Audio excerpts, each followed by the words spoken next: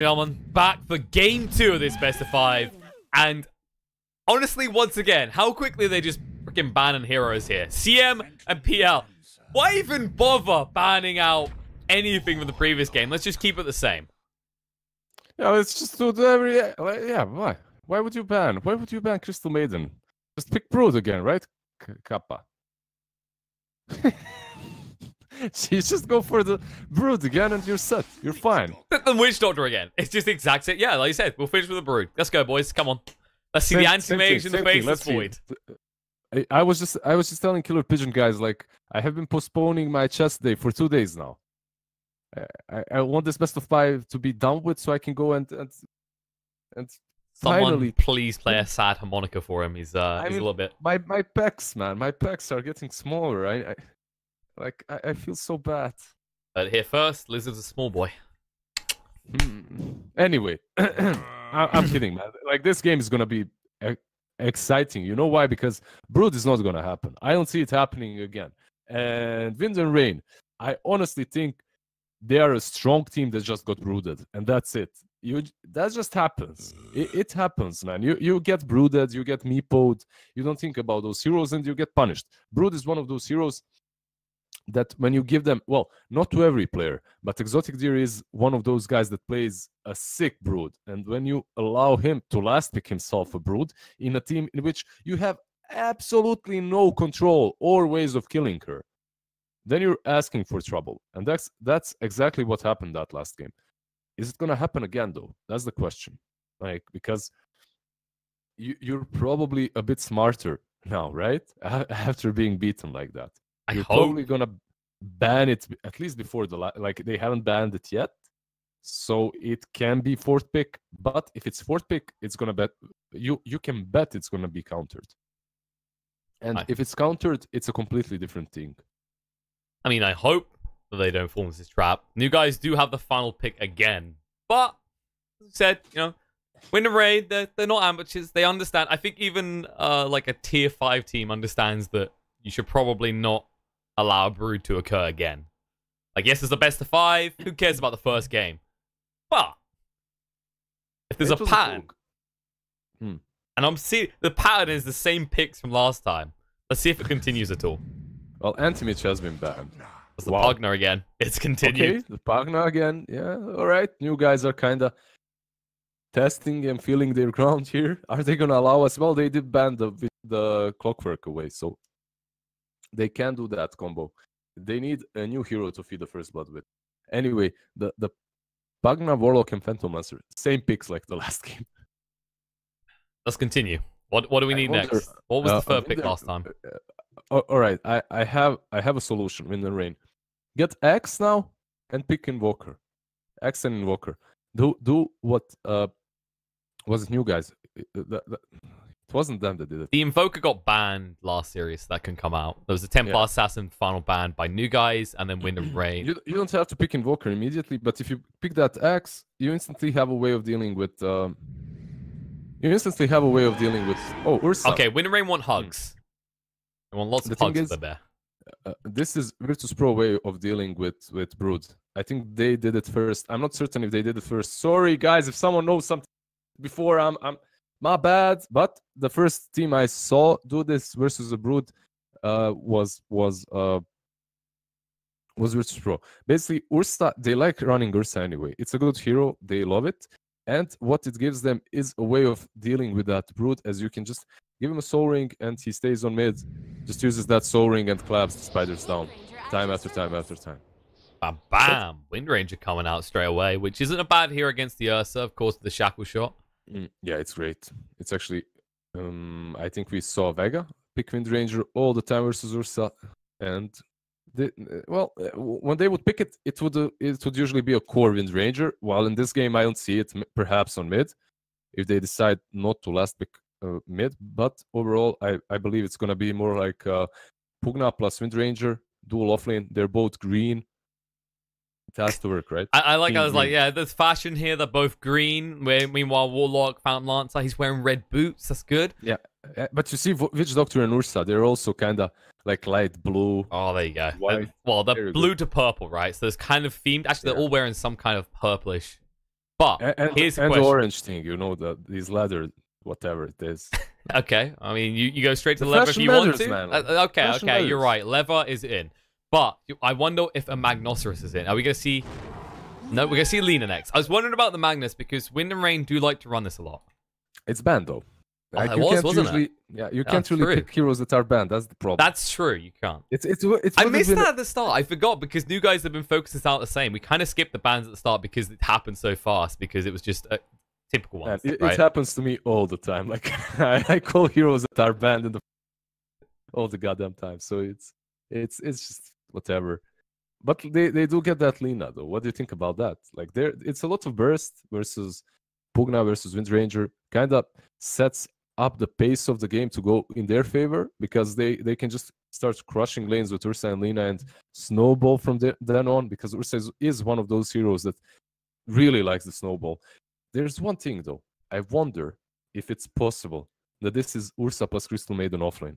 So forever Ursa. That would be a twist.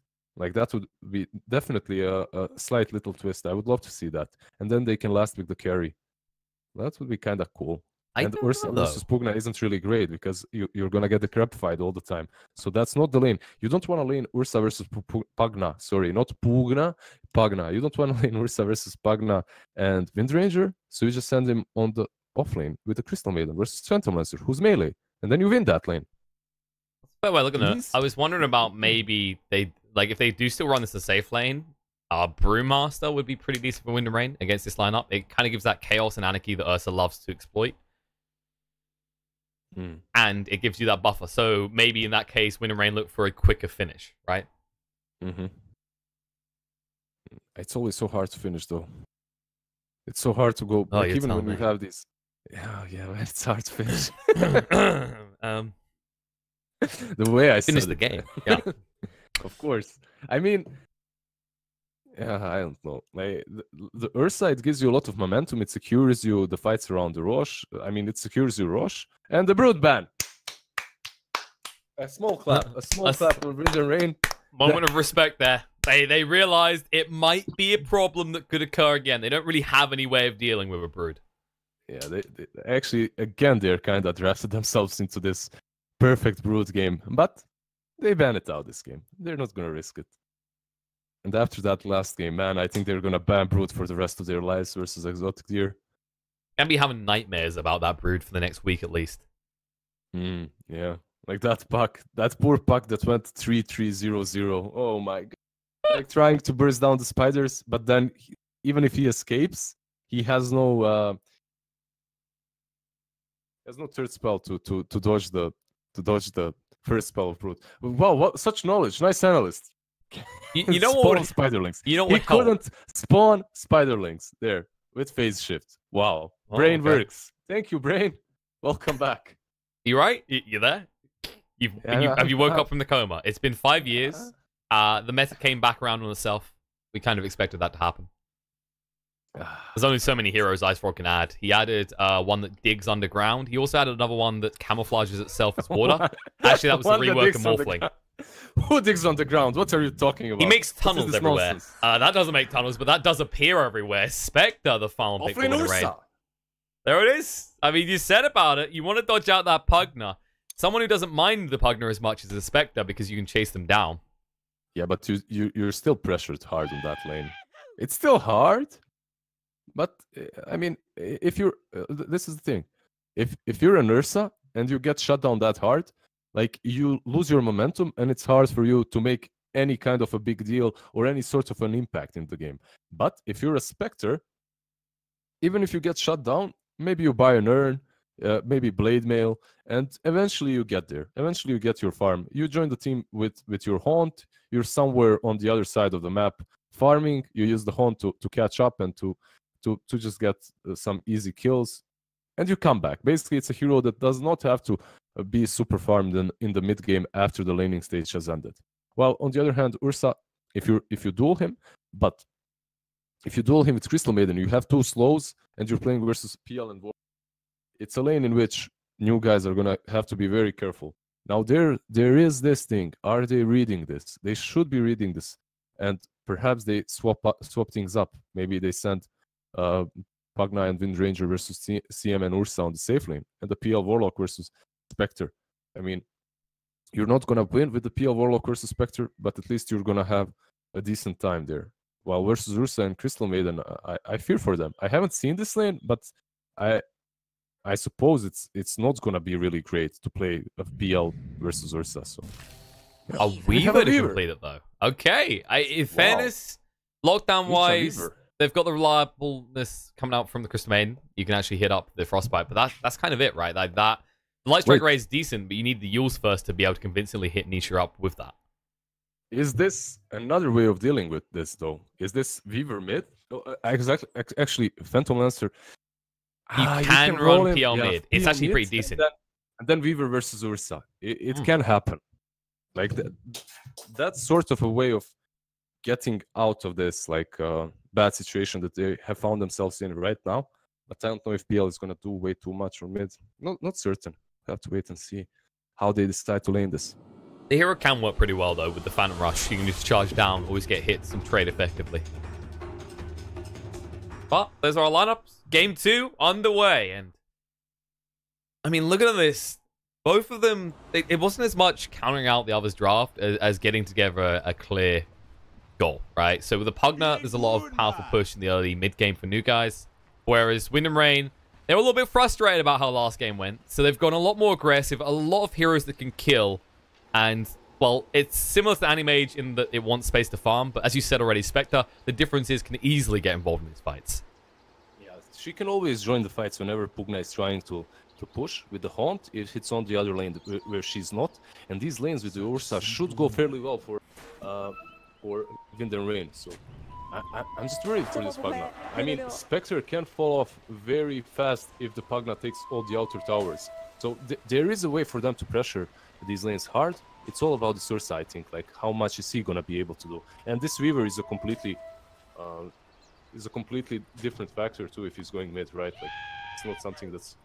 Yeah, you can see them drawing. Like, they're not certain which way they want to lane this. So PL is already on the off lane. He's dodging that Ursa. They're doing this really well.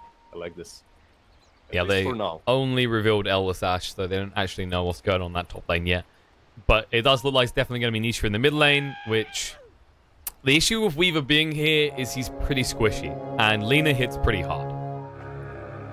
Oh yeah, I completely agree with that. Like, one combo or two and he's already down to 50% HP, so... But I sincerely doubt that Nisha is going to have any problems as this guy. Like, this whole BTS Summer Cup, he's been playing so well. Like, I'm just amazed over and over. Remember that Morphling game? I just want to see what he's able to do with this Weaver this time. We'll get to find out. I think the concern is he has to take an early lead, because if Brawl hits 6 first, he does have the potential to kill you with the Laguna. Definitely. Let's check this mid out so far, going well. One of the things we didn't actually touch on is the fact that they did actually stick for Rev on the CM instead. So they did run it as a core, and Millen's gone bot straight away as a result. He knows his one job is just to harass them out, and already doing a decent amount of that. Yeah, you're not gonna... So it's... Elsash is dead. He's gone. First blood. Right. Millen will turn around and look towards Exotic Deer as well. But he'll make it out. That's a sad life for a Warlock. As long as they lane... Oh my god, this is actually so bad. Giving the first blood to an Ursa, that's position 4. He can get boots instantly and start rotating. This is very hard for them. But overall, they're actually taking a page out of the Vega book, right? This is basically Slayer style. Like, he's been playing position 4 Ursa like multiple games in a row, and in maybe they played it versus Wind and Rain as well, like this. But overall, Slayer has been playing position 4 Ursa very often, and he's had a lot of success. Like, he's been carrying his team on that Ursa, and I like this. I like this a lot. That's also level 2, so she better run this off. But this tri-action is going to be pretty peculiar. It kind of limits the effect you get out of your Warlock, right? He usually just wants one target to focus on with the Shadow Words. Now he's going to be split with the harassment going back and forth from Millen. Actually chased down and almost killed off Katsor there. Yeah, but like, it's very hard for him to kill off Katsor because of the Wind Run. He doesn't have the longest cooldown, 12 seconds, so if he manages to get out once, he's probably going to be able to get out twice as well. But let's see, like, Ursa, he's gonna get this haste, and he's porting top. Patos is in problems. He has the Crabify, and there's no Frostbite. How much time is that gonna buy, though? The Crabify there you and port, go. that's it. No Frostbite, as you said, so Forev can't do anything. Actually, TB the tower. Millen was looking for him. Luckily for Patos, he hid in the trees just in time before Millen would have seen him. Oh, he needs to run even further. He needs to run even further back. Oh, this is a good hiding space if they didn't see him. Because they might just wrap around. Yo, you see? Like, Forev just pushed, used his Crystal Nova, and the creeps are gonna tank the tower. I am surprised Milan didn't wrap around. Okay, it's the TP up. Wind Ranger's coming to bring back up. That's what needs to start forcing Forev out, because so far, he's having a dominant lane, actually. 11 last hits to 7 on Patos, and usually Pugna shouldn't suffer too much in terms of CS against the TM. Not with the difference in damage. Yeah, the Crystal Maiden is strong versus her later on because of the nukes, though. So they have to be careful there. Milan hunting down Patos, but Katsur is there, and he does have the Crabify to use. Yep, he'll use it, but perhaps Milan did just stay right on top of him there. He could have easily got 2-3 more hits in. He's fine. He sees the pull. That's more important. Katsur, oh, he got the clap off as he used the wind run. They have two ways of dealing with this bear, though. They have the Crabify now. Yep, they got him. Wind run. Yeah, and the wind run is getting off cooldown. So if Milan wants to do this, he needs the Forev. Oh, Forev? Okay, he doesn't hit hard enough. Maybe if he had like a nollie, but looks like Patos gets to live with barely any HP. Well, silver lining right now for wait, Katsur top lane. He's surrounded. No got the wind run. Milan's moving out. Did he get away though? No, clap hit, shack shot afterwards, but Forev cleans it up with the Crystal Nova. Yeah, and they have 2 levels in Crystal Nova now and 2 levels in Arcane Aura. So, what this means is that this Ursa is probably gonna have enough mana to use Earthshock all the time, and this Crystal Maiden is gonna be able to Crystal Nova you all the time. This lane, we talked about this. It's kind of alright for new guys, but... Clap hits. They're gonna die for this. He has no way of escaping. He can't land a shackle shot. It's nowhere near the trees. Oh, hits on the creeps. Wow, that did not connect. That was unfortunate. It looked like it should have. The worrying part is how long Patos just spent out of that lane. He had to run all the way back and then TP out. And he did start to fall behind the CM as a result. Meanwhile, on the bot lane, Alisash, Maledict's on top of him. The Shadow Word Shield heal him up. Kitrak just allowing Rizzo to be a lot more aggressive than you'd expect due to the Voodoo Restoration. Of course. Like, this is one of those... Basically, Witch Doctor and Warlock, they're just one of these heroes. However, Nisha? Bottom lane, he's on the road. He just wants the runes. He's got his bottle. Kitrak needs to TP away from this. He'll be able to make his escape. They can't quite finish him off, but they do at least secure the bot runes. Meanwhile, on the top, Milan needs to actually get rid of that ward. Yeah, they fight for the rune, and they're forced to use the shrine. But overall, I think this is like I wanted to say this before. Let's do it. They have, or the new boys, they have silver lining in this, and that's the fact that at least Phantom Lancer is not laning against the Ursa because he would have been crushed. So. In that aspect, at least that's good. But overall, this Crystal Maiden, man, she's already level 5. 3 points in Crystal Nova. She hurts. Pathos. Milan's getting aggressive again. He's got the clap. Pathos being slowed down. He's still pretty fast, though.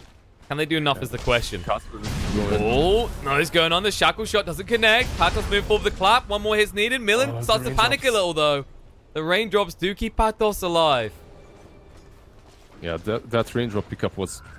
really good for him there. Mid, Nisha. He's been going a little bit. They thought about it, but they know he's got the Shikuchi available, so he can just dodge out. Katsur. Good again. Katsur, one more hit's needed. Milan, he'll get the tap. Will he die afterwards? The tower should kill him. He's got sticks. He's got sticks. He doesn't use them. No. Sticks. Why? I assume maybe because we've seen this before. Sometimes dying to the tower, it's not too bad because he would have had to go back anyway. Nisha, Kitrak, one more hit's needed. Maldic, the Light Striker Rain, and the Laguna. Nisha, he can't do anything. He just melts here. And Elisash, missed chances, don't work in his favor. The Dragon Slave finishes him off. Braille with a double kill. And suddenly, this mid lane is looking untenable just because of that Laguna alone, I'd say.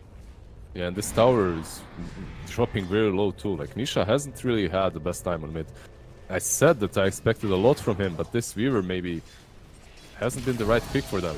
Light Strike Array, they catch him, they got a sentry down. Nisha, still not level 6. Yeah, and the biggest issue for him there was when he was porting out, he didn't move the sentry ward in his inventory. So it was on a cooldown. He couldn't use that sentry ward to devour that. If he devoured it, maybe he could have survived, but bottom lane, nah, he's fine. Bottom lane is pretty calm. It's the top lane where things are starting to heat up again. Milan just getting between these two heroes. Katsor's almost dead already.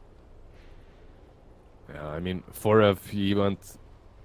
it's very hard to deal with him right now. He dishes out so much damage so early on, and these power threads are making him really tanky, so it's very hard for Pagna and Katsur to dish out enough damage. I feel like we haven't actually highlighted the fact that Milan, like, Earth is this type of hero that usually has to build regen, but because of that Arcane Aura, like, he's able to spam out Earthshock constantly. He's always able to do it, especially as this Crystal Maiden went 2-0-2, so the Arcane Aura was there fairly fast. So Ursa was always kind of able. He just needs a little bit of regen for his HP, and then he's able to stay here all the time. While on the side of new guys, if you want to stay on this lane, you need raindrops. Like, there's no other way around about it. Like, Patos, he needs raindrops again. And you can't really pass. Okay, Kitrak will be fine. They wanted to go on it, but Brawl was moving across. He has got a haste rune now as well. Nisha needs to be careful. He has finally got his hands on the time lapse and the raindrop, but once that's popped, Brawl might make another attempt on Anisha's life here. Yeah, he has that sentry though now, so it's harder to kill him as long as he gets that Sukuchi off. That sentry was really bothering him hard. It's like one of those things, like when you're a TA and you have traps and someone uses sentry. It's similar with Weaver. If you have a sentry there, you can't really, like, if they have a sentry, it's very hard for you to use your Sukuchi aggressively. And yep, finally he devours that sentry though. Problem is they have another one to the side, so if he's on the wrong side of the lane, he could still easily die, and he's lost his tier 1 already. Brawl, he's not going to waste any time. He knows Nisha's more or less been forced out of lane. He can't really try and fight with Brawl either. Top lane, they're diving Katsur, but they can't really. The wind run, can he get thrown off way? Oh, this shackle shot just in time. The Earthshock was about to happen there, and then he would have been way too slow to escape. Hasted, Lina going top. Let's see, maybe he can catch Katsur, who just escaped. Oh, he's got the wind run, but he's fine. Actually, Brawl, no, he says, let's go for the Pugna. Creeps are pushing in, why not? Yeah, Creeps gave them vision. They know where he comes is. in, they know where Patos is. They got Light Drag Ray, they will miss it, but the Dragon Slave follow-up should kill Patos. He decreps. They got the Laguna. They'll just throw it in his face. He just wanted to force them to use the ultimate. You know, the most interesting thing is that usually you expect Spectre to go there and get that kill, but this Spectre does not feel pressured at all. Like, he's farming super fine on his lane, so he just used that haunt. He gave them vision, and that's it. He continued farming. I mean, I can understand that, because now they're farming 2 lanes, and if he did that, then the bottom lane would have been open completely, and they would lose some like creeps there would be lost definitely to the tower. Fair way of looking at it. Right now, Ritsu is matching this Phantom Lancer, which you don't typically expect to see. You think the Spectre's going to get bullied a little bit harder and need to be babysat, but while the Witch Doctor has been about, it feels like they've had more free reign over this lane. They've been more aggressive towards the side of new guys. Oh yeah, definitely. Like, they've been doing more, but they did start with that favorable first blood, so they had some advantage here, experience advantage and gold advantage, but overall they've been fine, definitely. I mean, Witch Doctor, we talked about this, like, Witch Doctor is top lane, Warlock sporting in. They're bringing a lot of people up. Weaver's arriving as well. They need to defend this tower. They didn't want to give it up. Nevermore goes down the shackle shot. Does connect. Brawl, power shot through, and they're going to suck right through him. Can they get rid of him is the question. Nisha chasing onto him. They are getting low, but will they find Light Striker Ray won't protect, and they'll chase for more Nisha. He wants to get his hands on Forever as well. That'll be the big kill. Milan creates the space for the Earthshock, but they'll chase onto him instead. They're under the tower, but they don't get it. Freezing Field coming up from Rev. It's zoning well. Katsur taking a lot of damage. He's going to die off here. And Ursa will die in the meantime, but Nisha now needs to get out of here. Forev, he baits them in. He finds someone in return, but now the swarm going onto him. Forev still being dove by Nisha. The time lapse hasn't been used yet. He'll be able to throw it out finally, and now he'll need to retreat. I think Nisha was a little bit too eager there to go on the Forev, but as soon as he saw that he salved up, he gave up. I mean, this Forev, man, he has power threads and drums right now. This is... like, it's a Crystal Maiden. But you said about those drums, they actually want Patos here. Crystal Nova. There we go. They can find him. Oh, the shackle shot's good though. The Never Blast and the power shot from Milan. And Ray's just in time. They'll be able to get him, though. And now they're looking to move away. Cattle chasing on. They've got a lot of heroes here. Nisha will clean up Ursa. There'll be a TP out attempt by Frev that will not be foiled. Wow. Well, that Cattle, I mean, despite how the start of this lane went, that kind of flipped it around in their favor. Even if they lose the Pugna. That shackle shot was just perfect for them. I mean, yeah, you lose the Pugna, but he's kind of behind anyway. So any kill that you can get, even if you trade, like even trades are like 1-for-1. They're new guys' favorite because you kind of trade better as they are in front, so you get more gold. But overall, they made some rotations and they damn needed to do because like this Weaver, he lost his tier 1 on mid and he's just been stuck here. He hasn't really done a lot. He made some rotations on top lane. And they're kinda back into the game. They've been pressured hard. And this same Weaver, they're smoking around. Has to be careful. Speaking of rotations, they're getting some wards that are looking for a kill opportunity themselves. They might just go straight back to top and look for Cat. So he did just deny the tower. So no, he's at least here. Yeah, they're gonna rotate top. Crystal Nova, he wants to get that Frostbite off. He's getting close to range as well. The drums means he's actually quicker. They'll come in, the Crystal Nova, the clap and the Earthshock. And the Frostbite means that Cat's gonna fall. And the tower falls, so this top lane is completely opened up now for Wind and Rain. And at the same time, Spectre is completely free farming on the bottom lane, which is one of the biggest issues that they have, definitely. PL, like, well, at least he's going for that defusal. He's going to be able to fight as soon as he gets it. And his team desperately needs him to join these fights because they just aren't able to. Bottom lane, Ritsu's fine. He's pretty tanky. One level of dispersion is enough to stir Pantos from being able to do anything. Up top, they need to defend. Millen's going deep here. Nisha moves past him. He's looking for Elder Sash. He does have 6 available. Horn comes out, and then he's forced to drop the rock. But Millen should be fine. He'll clean up Elder Sash. The Shackle Shot doesn't land on the other side of the fight. The Death Wall doing a lot of damage to Nisha. He'll be able to get invis in time. Pantos won't be so lucky. And the freezing field from Forev creating so much space here. And even kill off the Weaver. They will finally lose the Witch Doctor on the back foot. For the Golem on the power shot. Catsaw, he gets the return kill in the Prowl. They could still potentially push here, though. You can, but like that went much better for new guys than they expected because one beetle from the Weaver killed off Witch Doctor and then the power shot killed off Lina. What should have been a clean sweep for Wind and Rain turned into them losing 1 support and 1 core, but overall they're still alright with that. The rock was used so they can continue pushing once they gather up, but there should be a defusal coming very soon to Phantom Lancer. Yeah, he has it. It's in the stash. They need him involved in these fights desperately. They most certainly do. Like, they aren't really taking advantage of fights so far, and these lanes haven't really went so well for them. Like, the bottom lane arguably has went the best. They see Patos moving in. He's the life drain. The cast off with the Maledict, though. The Shadow Word should save him. He won't be too worried. They'll just back off. The Neverwall was placed down as well. Paral's moving across with the Shadow Blade, but he's looking the wrong way. Top. Nisha's gone deep. Ports out. Yeah, he gets away. In the bot lane, though, Nisha's still chasing. The ping's coming out. They're going to turn around, start hitting him, force the time lapse out already. I mean, he might move fast, but he doesn't really have any health to work with, and he's still trying to catch up in terms of farm. Yeah, if they want to crush the bug, they can do it in a few spells, so he has to be super careful. If he doesn't have that ulti on, especially. But I think new guys should be able to pressure bottom because they see the Crystal Maiden on top and the Ursa. They saw both of those guys.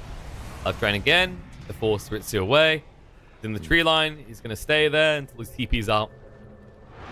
He ports mid. As soon as they see mid, they're going to force bottom. They're going to go for this tower. So they're going to take a tower, make a trade. And most likely, Wind and Rain, they're going to rotate top. Oh, Light Striker away. Bro gets it. Whoopsie. Nisha made a mistake. And then Laguna. One more hit. They'll get him before he can fade. Man, Braille with that. So he did have the ward. He did have the ward. He saw him go Shikuchi, but he didn't have the sentry. But yeah, he saw him and he just anticipated where he's gonna be perfectly well. I mean, that was just an amazing kill from Braille. Emo mid. Catsaw surrounded. Kid tracks here. The cast goes out on the Maledict. Light Striker 8. Even the Death 4. The Shackle Shot will connect, but the damage is already done. The DD on Braille means now that he can push the tower as well. Or can he? He's on the move across. The defusal. Braille the TP out. It's hopeful at best. Yeah, well, Braille dies, and they get a lot of gold. Like, they get 600 for the Pugna. And this is the first time that we've seen Exotic Deer actually do anything so far. Like, join these fights, and I really like it. Like he's actually going for the Shadow Blade next. Like it's not something we have seen in these last few days from Phantom Lancer, but it's most definitely a very common pick for PL, especially if he wants to make these pickoffs, run in, get a pickoff on Witch Doctor or maybe Crystal Maiden, then run out. Later on, Silver Edge versus Spectre is really good too. I actually prefer this build as well. You usually see the Nullifier picked up about the 4th item. Going for the Mana next, obviously. I should go for the Sanction Yash this game. Yeah. If you're gonna if you're gonna go according to his quick buy, at least he gave up. He's going for the Sanjin Yash. Okay, that's one way to go. Well, it's typically still this sort of build though. It's not the heart rush that we see where the PL he stays alive, but he doesn't exactly hit too hard. They know they're coming. Rev has a level 2 freezing field and a blink dagger. If you can get good positioning for this, they're pinging on the Brow. Chasing around. Kidrak's nearby as well. The rock gets dropped. They'll hit on the 2 of the stun, and now the dust coming out, but they can't shackle shot him to a tree. Brow's going to move away. Kidrak looking to escape. The Horde coming on the back, but Ritsu just jumps in. Will move back finally before almost killing off Ellis Ash. But suddenly, new guys don't want to fight. They're moving forward looking for more. Crystal Nova coming out for Rev. Needs to be a little bit careful here. Doesn't want to get greedy with his positioning. Milan has a blink, but... jumps in. Cancel. Oh, the Death Ward. It doesn't get him. The Wind Roll protect him. Milan forced to use his clap just to make sure Exotic Deer doesn't jump on top of him. But all things considered, with the rock committed, Wind and Rain will feel like they had a victory in that fight. Yeah, he used the rock. He used the clap even before blinking in, so a slight misstep there, like a little mistake, but overall they're fine with that. The rock was used, the haunt was used as well though, so that's kind of a similar cooldown spell, something they shouldn't really be satisfied with. But this Spectre, she has a relic. That haunt did so much damage to new guys, even without a Radiance. Like, once she gets that Radiance, this is a different game. And it's gonna be so much harder for new guys to stand against that Spectre. They need something to deal with her right now. They need to maybe slow that down a little bit. But they just can't. They have no map control. These smokes haven't really worked. And because of that, they're just slowly farming and... just they're at peace that they're gonna have to deal with the Spectre's Radiance eventually. And this is not that type of game where we go, PL. Yeah, that doppelganger talent, he'll get late game, he'll take control. You're up against a Spectre. The later this goes, the more grim it gets, the stronger she gets. There's a point at which, if new guys wait too long, the game's going to be out of favor. Kidrak is found here, he's trying to run down.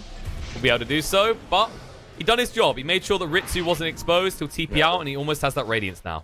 Yeah, that was actually great. Great positioning by the Witch Doctor. Basically, what's he doing here there is he's standing in between Spectre and the most probable destination from which the aggression is going to come. So from the bottom shrine where they were farming around mid, so if they smoke up, if they go, they're going to come from there. And he's standing in between those two spots. Yeah, they kill him. But as you said, Spectre survives, and because of that, she's even closer to that Radiance. She has it now. She has it, so. 500 to spare. So this is where it starts to turn a little bit. They smoke up instantly, and they have that haunt again. Yeah. They could. They've got Milan. They've got themselves an Ursa. Why not? Yeah, and if you contest, just go contest us, please. We have Spectre Radiance to fight you. And a DD on Brow. This has gone so quickly. You won't even have a chance to respond. This is kind of the other thing about the Ursa support, is it throws off people thinking, like, usually for Ursa, okay, he's probably in the Roach when he's not on the map. When it's the support, it's like, okay, is he ganking us? I think, exactly. Overall, I think this Ursa position 4 really tricked them very, very well. I think Weaver was also a response to Ursa in a way that they might have expected it to be a core. And yeah, it wasn't a core, and because of that, everything, all that they have planned has kind of fallen apart, and it's very hard for them to have I want to be careful here. Milan gets the clap out, will move forward, scares him into the Shikuchi. Career. Milan's low though, cast reveal, the enrage coming out, and now Misha needs to be careful. The cast coming out, the Hornet's well in the Maledict. The Laguna, they shotgun him down just in time. He already used the time lapse, which means he will fall. And they ping for more, they're not done. They want to find someone off the back of this. They should be able to push on the tier 2 as a result of that Weaver kill. They're definitely gonna go mid. Milan didn't even have to go base, he has salves, so he heals up. The power shot misses, does not cancel it, or did it? He has another salve anyway. He's loaded up, he doesn't care. Yeah, I have salves, use your power shot, your puny power shots, I don't care. Gonna be another target on the way of Wind and Rain. Starting to really assert themselves across this map. And they do not have the horn, so jump in. Tap comes out. The sash jumped on. Shackle shot won't land on anything, and Warlock will fall. And now the life drain for Pato just to scale for Rev. He couldn't kill him with it though. That's more or less a full duration. Well, full length from start to finish. He was right on top of him to begin with. So they lost the tier 2, they lost the Warlock. And they get nothing in return. Yeah, they didn't get anything in return. Top lane, maybe for Yeah, they get sold. Forev gets chased down. They find him in the end. He was being a little bit greedy there. He pays the price. And that is a little bit more costly than you'd imagine. 700 gold going to Pugna there. 700 gold from a Crystal Maiden. And she's not level 15 even yet, man. Like, once she gets that level 15 and starts getting the plus 150 gold per minute, it gets even spookier. Oh. Whoa. They have to push on the bot, though. They want to take this final tower before they go towards high ground. But Wind and Rain, they got long time left for that Aegis. They're not feeling too rushed here. They're gonna... Well, actually, they're gonna lose you guys is going to come to them. They're TPing him right now. Million jumps straight in the middle of the fight. The range comes up. Has to take a lot of damage. The rock does get dropped, and Phantom Lance arrives just in time to receive it. Jumping in, looking for some kills on the back. Ritsu does get low. Kid Drag in the meantime, trying to do a lot of damage. Death will force him away. Exotic Deer a little bit too tanky. Millen's going to die to the power shot through. But forever he arrives. The freezer feels down. Exotic Deer, you can't stay a ball. This is not a good idea. He has to try and move away the double count. On the back foot brow, he will eliminate Katzel, but he also gets the kill on Exotic Deer as he tries to retreat. Nisha, last man standing, needs to get out this quick. The Shikuchi, the dust reveal will be there, but they can't really chase him down. They do get the golem at least, so it's 4 for 1 plus the Aegis. But 4 per 1, and all those kills went into the hands of Bryle. I mean, that's the insane part. On top of that, Exotic Deer, it didn't matter. We said about going for this heart build, and we saw the exact result that we were fearing, is that you tank up all this damage, but then who's doing any? Yeah, they really lack damage there. I mean, they have the Pugna and the Wind Ranger, but they were just controlled by Bryle from behind. Like, he just went from behind, wrapped around, and just cleaned up. Cleaning house right there. He did so much damage there, it's ridiculous. And they just lined up for him. One after another, he just got all of them. And in the end, Exotic Deer just, with his PL, hug me, Bryle. He rushed straight into him and just died as well. Overall, I think that new guys had a good plan there. They fought when Lina wasn't necessarily super ready to fight, but she just connected way too fast. They used the rock on 2 heroes that don't have the Aegis or anything. They used it on Spectre and on Ursa. But that's just sad, because you just fought without versus a Spectre that has no haunt. Like, you fought versus a team that didn't even use their most important spell. And now when they have the haunt, how do you fight now? Like, what do you do? It's very hard, especially as you don't have the rock for another minute. Smoke time. Looks like Wind and Rain want to go fight again. Anisha is pretty deep here.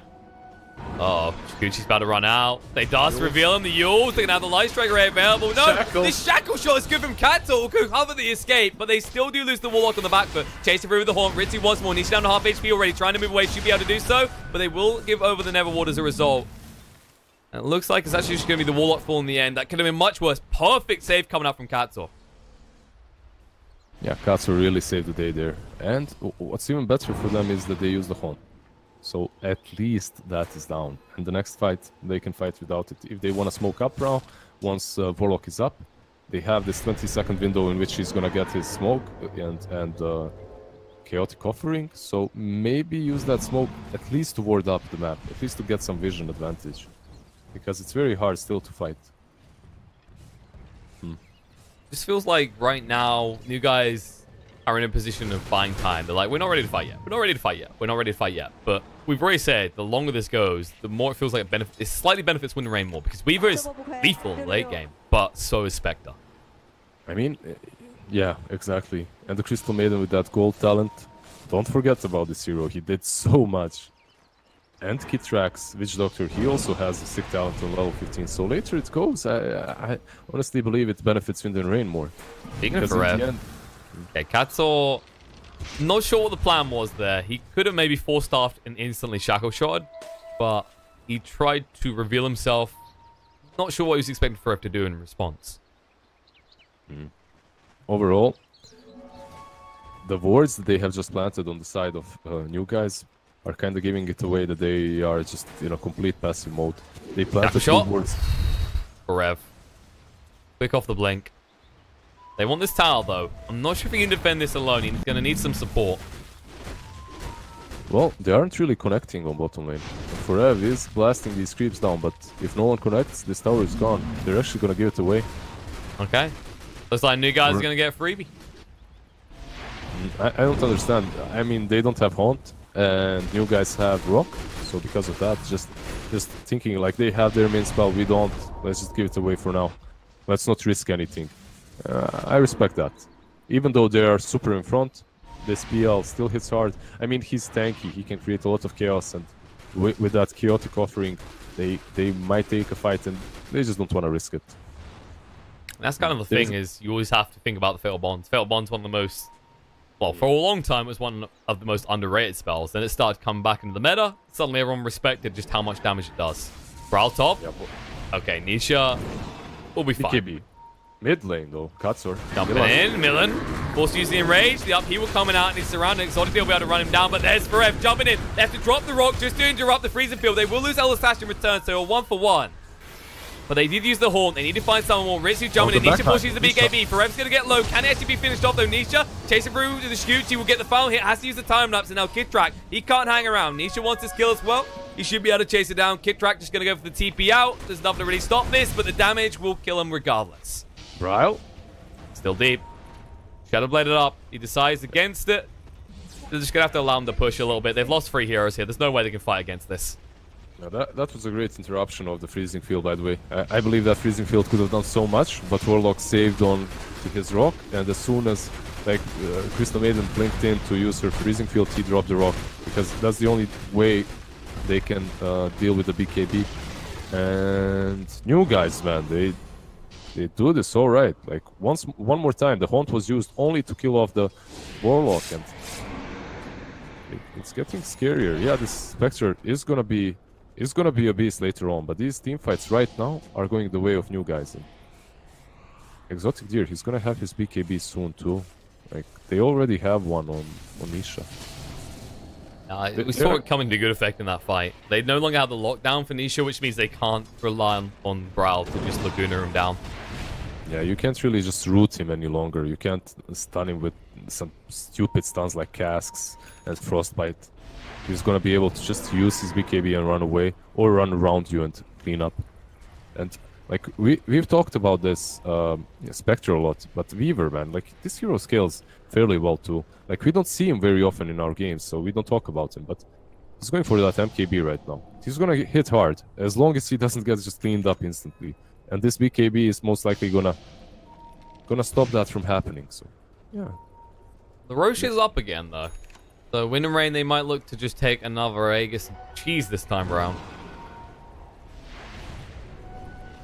Question is, can you stop it? I believe if you are new guys, I believe you can. Your rock is coming off cooldown in 40 seconds. So if you are Wind and Rain and you do rush right now, maybe you can get it. But they are kind of converging around it here, you know? Like they're gonna use maybe a power shot to scout it out, maybe send these illusions, something like that. Because if you remember, in the old games, whenever they would sack Crush, just forget about it, then they would move on the right side of the map completely and just farm their jungle and whatnot. But this game, they're around mid, they're around their own jungle, so they don't want to give it up. True, and well, so much time has passed, Chaotic Offering will be available, but actually, Wind and Rain, through that, they don't fear anything, they're going to jump in the pit. Are they going to give it up again? Like, they're not, like, PL just doppel-walked. Like, this is so slow, they're smoking up, but they're slow It's too again. late. In fact, they can just move out. Aegis and Cheese have been claimed. Ritsu does take the Aegis this time. Brawl will take the Cheese. Suddenly, pings come out. They're like, should we just push bot? That's your only option right now. But do you really want to go this deep with a smoke when they've just picked up an Aegis? That's the question. You can. Because usually if you picked up an Aegis, you're going to be a little bit cocky. You're going to be feeling strong. And perhaps, like, a solo Forev goes bottom to defend, and they pick him off. Or someone else moves here and they pick him off. So this smoke can work. Oh, they smoked up themselves. Smoke on smoke. Pop through, Nisha. Moving forward, Shakuchi. The Haunt coming out. Shackle shot connected on the 2. They'll be able to get rid of the CM straight away. And Kidrak can't get involved. Brawl in the back, but in a little bit of trouble. Has to use the BKB. Will look to turn around the Light Strike Array. It's not good enough, though. He has to eat the cheese. Nisha getting low. They'll be able to pop him after all. And on the other side of the fight, Millen just running down Patos. Will give his life, but Patos will fall shortly afterwards. And his Exotic Deer is alone here. Katzor trying to help out. the TP out. Can they interrupt? They got no way of stopping him. He'll make his escape, and it looks like Katzor will make it out on the other side. 1 second on that frostbite, and then he BMs with such simple minds. But they needed 1 more second to catch him. Not even a full second. Like that frostbite was just off cooldown as he was porting away. Unfortunate for Wind and Rain, but overall they do get Patos and Nisha. Nisha kind of committed super hard on Lina there, but it's hard for them because after taking that rush, they didn't have vision on anyone, so they couldn't really. I guess they didn't see that she had cheese because they wouldn't have committed so hard on her. And Nisha committed too much and just paid, like, just died for that cheese, which isn't really great. At least silver lining for new guys. Exotic Deer survived. He's going to be able to build into that silver edge. He's building slowly towards it. He's keeping that farm. The problem is, Ritsu, even if you do hit him up with the silver edge, 3.5k HP. Not an easy ask to get through that. And an Aegis, and the Manta, definitely hard. Are they going to even let you farm that? Because Ritsu's going up. Life drain's on him. Doesn't really care too much. They just try and slow him down with a decrep. Move in for Rev. Means that Patos has to back up here. They put down the ward right in front of Ritsu. He's just looking for someone to farm. Like anything. I love Shackle shot. Misses. Interesting choice. Not working out. Ritsu will just use the dagger and run the tree line. Yeah, I just love the way that ward was used. Maybe it doesn't look like much of a big deal, but it instantly makes the Spectre stop attacking the tower and go for the ward. If he dropped it somewhere far away, she wouldn't even think about that. But this way, at least it saves a few hits from the tower, and then the ward doesn't die because of the crepify. So the crepify. So it's all right. All right, Mr. Remix. Well, mid lane, they want to jump in. They ping on the side. Just doppelgang. The clap comes out. They know which one's real. They'll jump straight in on the BKB, but there's the rock getting dropped. It's just as the freezing field gets used again. The rage coming out. They'll finally kill the Katzor at least. Moving forward with the horde. Trying to get Alisash as well. They'll be able to find him. Exotic D is surrounded. He needs to doppelganger up to the high ground just to escape. He'll be able to make it out, but now suddenly they can just go for your high ground once more. They need some creeps though, and there's none nearby. Yeah, and look at this golem. Like, running straight down mid. It's fine, you kill me, I'm just gonna kill your creeps. Yeah. So this is great for them. I mean, they lost 2 supports, but I think they're super fine with that. At least they're not gonna lose the high ground, and they buy themselves some more time. The BKBs are being used though. Nisha, his BKB is running low rail. It's 8 seconds, same for PL right now. So overall, that's not really great for them, but they're definitely satisfied as they're waiting for this Aegis to run out. After the Aegis run out, maybe they can take a favorable fight.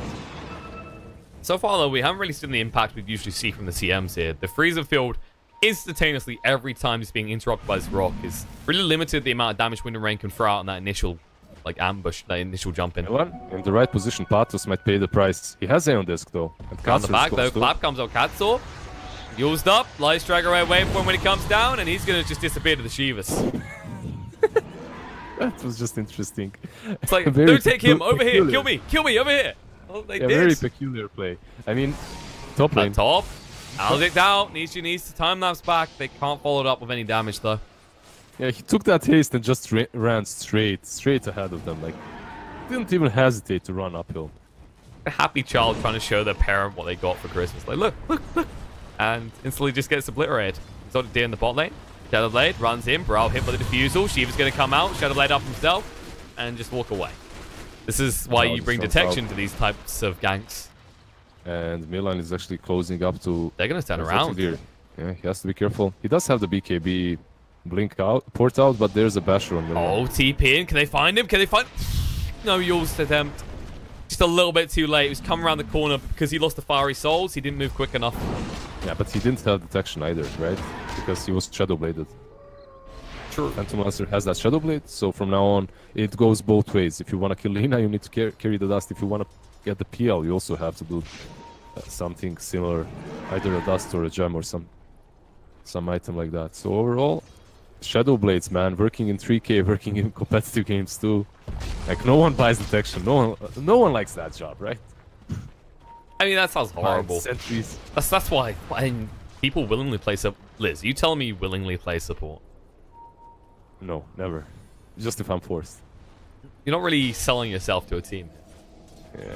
Nisha, found Forever here. Forever. No Scepter. Yes, Ghost.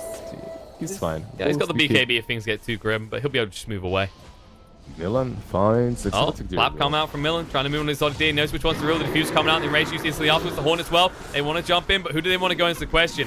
Shackle shot's good. They'll turn around, looking to the earth. So Ritzy needs to get involved and protect him. Exotic deer with the BKB coming out from Milan. Needs to be careful, trying to move away. They're creating the zone space for the Shivas, chasing down exotic deer back to his base. And it looks like they can't find anything. Just once again, this PL too damn tanky. But another BKB charge is forced. Yeah, the BKB was used, so he survives because of that. Overall, Milan really forced him there to run. He's running away from a position 4, by the way, so that's kind of grim too. I mean, everyone else was following up. Have to keep that in mind. But overall, they didn't use the rock. The haunt was used again. So the haunt for a BKB. Perhaps right now you smoke up if you are new guys and you go find some kills.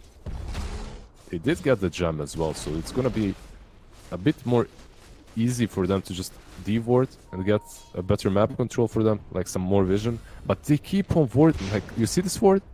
This is so defensive. Like the mid ward and this ward that they just planted on top cliff, being dire, these are the most defensive wards that you can plant. And I don't know if they are scared or if they are just waiting and preparing for the late game, because they have the Silver Edge already on the PL. They could be making some moves. K-Track's gone. No way escapes the cast thrown out, but just delaying the inevitable death is coming. Oh, they did put down the ward to try and get vision in. Nisha gets the BKB off in time. Brown needs to retreat. He's got the Shadow Blade to escape. No detection again, I'm afraid. Yeah, 3K gaming. I mean, the problem is these two heroes, they don't have slot. That's the problem. Nisha? Like PL and Weaver. He couldn't really get Forev because the Ghost Scepter. Maybe if you are Weaver, you can put the dust instead of the Aquila, but you really don't want to. You need that. And you know what? They aren't buying those nullifiers. Those items that won them the games versus Alliance, they aren't buying them on anyone. Like, they need that nullifier. It would have helped versus the Ghost as well. Maybe Weaver later on. Shiva's used, and they catch him with a shackle shot. They jump straight in. They're going to just suck right through him. They even drop the kettle off from the Yule's coming out just in time. The horn on the back, but Ritsu will just melt through LSI. They're chasing for more. The Eldest does get procced on Patos. They'll run down Nisha in the meantime with Milan. That's the big kill they're looking for. And Patos a little bit strong himself, trying to move away, but the dagger comes through, chasing onto him. Ritsu wants this kill. He's not going to walk away, but now the break coming in on him from Exotic Deer. The shackle shot getting forever. The Ghost Set protects him in the meantime. Exotic Deer still wants to kill, but the blink away just in time. Ritsu looking to move away because of the golems plus Exotic Deer. Finally find a little bit of momentum, and Ritsu with no mana, he can't afford to get a little bit too ballsy. Not without anything like the Spectral Dagger to make his escape. Yeah, these engagements, like, they jump on the Lina and they drop everything on her, but then Patos decrepifies and tries to solo her with Life Drink. And of course he doesn't do it on time, so she just uses Jules. I mean, kind of questionable, because the only magic damage that they've got is coming from Patos, right? Milan and based out on Exotic Deer, they ruin him up, they force the BKB. They'll look to retreat now, they might be turned around on the purge count on Milan. He doesn't have any way out on the back, but Patos is going for Rev. The Frostbite coming out in time, he needs to retreat though. Can he get the blink off? He's so low, 13 HP. The shackle shot, they need one more hit, but the blink away just in time with the 4-star up. He gets him. Will finish him off, and they'll chase through on the other side. Kidtrack trying to escape. With the haste, he'll be able to do so. But Wind and Rain maybe jumping the gun a little bit there. They pay the price almost instantly. Yeah, it's very hard to kill. It's very hard to kill Exotic Deer, and then you try to kill him next to his shrine. That's not happening. Very unlikely. The whole team instantly responds, and they get both Forev and Milan. Very well played by you guys. But they basically what they did is they just punished this over-aggression that came from Wind and Rain. But, you know, Lina is building into a DPS mode right now. She has that crit already. She's gonna hurt. She's gonna hurt a lot very soon. Kinda has to right now. Like, Ritsu is lethal, but they are cutting him out reasonably well. They need Brav to connect. He has that AC. Oh, man. Like, it's a hard game for new guys, no doubt about it. Nisha has been dying way too much. He has that Lincoln. No, he doesn't have that Lincoln's. He's had that Lincoln's in the quick buy for quite a long time now. And he needs that perseverance to actually finish it. He is level 25. The talents are good. The Sukuchi movement speed, it's been there for a while now, don't get me wrong. He's like, off of that level 10 talent plus 35% experience gain, he's been level 25 for quite a long time. But he's been dying a lot too, even though he has this huge movement speed advantage with Sukuchi. Kind of like it's a sacrificial lamb. Exotic Deer just seems their primary focus now at this point in the game. Yeah, I wonder though, like this game, does he go for the minus 7-second doppelgang, which he usually does, like every single game so far we watched, but that was, like he was forced to take it because he was defending high ground with it. But I wonder right now, like there's an option for him to go the 30% critical strike. The damage would be welcomed. I mean, he was hitting into Ritsu, he burns the mana, but Ritsu was just kind of laughing at him. It was a little bit ticklish for him. Yeah, they're definitely just tickling Ritsu at this point. They aren't really damaging him. That heart and AC, he has so much armor. It's very hard to hit him. Radiance too with the mischance. Jump in. There. This is the big one. The refresher shot. And remember what we said about that rock and how it just ruins any freezing field? Now you can get 2 off. I mean... Or double horn even. I'd imagine they get double horn, right? Yep. Elisage, okay. Pathos, affirmative. That happened. I mean, we've watched them play 2 games before this one in the semifinals, and they contested like 1 rush. If Radiant goes rush, ex-Kingwin, or Let's Do It, or new guys, or new boys, or Polish man, they really don't care about rush. They just don't contest it. In this situation, Rock was on cooldown for 10 more seconds. But usually what you do, you run around, you power shot, you kind of see what's happening, you kind of try to stall the rush pit, at least for a bit. It's hard versus Ursa, it definitely is, but still. In a rain rotation here, they're smoked up. The only one out of the base, though, is the Weaver, and they're not feeling confident about going on Nisha. However, they can find Exotic Deer. There's an Abyssal on that Ursa that we just talked about. Well, he used it last time. It wasn't very effective, but maybe with a hard right-clicker behind them as opposed to a CM, they can make someone happen. If they cat someone out, and that's CM. Radiant's Courier, alright. Oh, well, unfortunate. That little bug with 750 movement speed, killing the couriers seems good. This is his jungle. Yeah, he can't really catch him. Milan can't catch him because of the... He's trying. The dust comes out. Yep. Oh, he gets out. There's no way for him. Like, even if... I mean, with overpower, maybe he can bash him, but he can't abyssal him. And Ritsu, you're so X alone. coming out. Ritsu all alone in the life drain as well. He's going to try and move away with the dagger. Can they get on top is the question. Yes, they can. Exotic Deer arrives. The break comes through. Nice dodge out of the Manta to dodge out the Spirit Lance. Trying to move away. Should be fine. Gets rid of the swarm on top of him. But that was maybe closer than he would have liked it to be. Oh, that was unfortunate for new guys. They definitely should have punished that over-aggression from Ritsu. Like, he was so out of position. His whole team basically rotated bottom to deal with Anisha's Weaver, and he still kept on going.